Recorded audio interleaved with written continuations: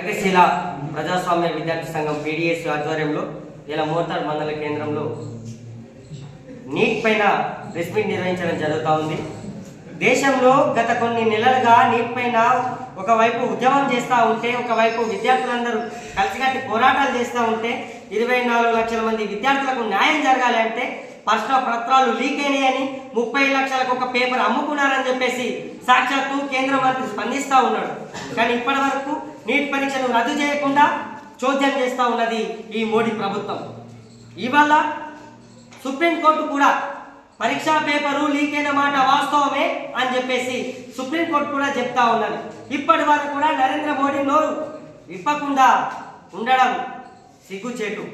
పార్లమెంటులో ప్రతిపక్ష నాయకులు రాహుల్ గాంధీ కానీ ఇతర పార్టీ నాయకులు, ప్రతిపక్ష నేతలు నీట్ పైన చర్చ పెట్టాలని పట్టుబడితే వాళ్ళ మాటలు పట్టించుకోకుండా వాళ్ళను తేలికగా తీసిపోయడం, చెవిటోడి చెవుల శంఖమున్నట్టుగా విద్యార్థుల భవిష్యత్తు ఆటలాడుతూ ఉన్నాడు ఈ మోడీ ప్రభుత్వం. తక్షణమే నీట్ పైన సమగ్ర విచారణ జరిపించాలి.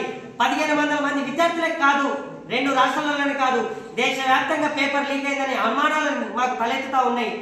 దేశవ్యాప్తంగా ఈ పరీక్షను రద్దు చేయాలి, మళ్ళా పరీక్ష నిర్వహించాలని చెప్పేసి మేము తెలియజేస్తా ఉన్నాం.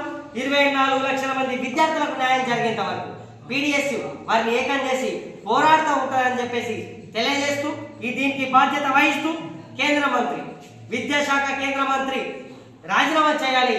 ఈ తెలంగాణ ప్రభుత్వం కూడా, ఈ తెలంగాణ కేబినెట్ కూడా నీట్కు వ్యతిరేకంగా తీర్మానం చేసి కేంద్ర ప్రభుత్వానికి పంపాలని చెప్పేసి తెలియజేస్తా ఉన్నాం. అదేవిధంగా దీనిపైన ఈ భారత రాష్ట్రపతి ద్రౌపది ముర్ము గారు కూడా స్పందించాలని, కేంద్ర ప్రభుత్వానికి మీరు సలహా ఇవ్వాలని, పరీక్షను రద్దు చేయాలని మీరు సూచనలు ఇవ్వాల్సిందిగా మేము కోరుతా ఉన్నాం. నా పేరు అనిల్ కుమార్, నేను పీడిఎస్ నిజామాబాద్ జిల్లా ఉపాధ్యక్షుడు.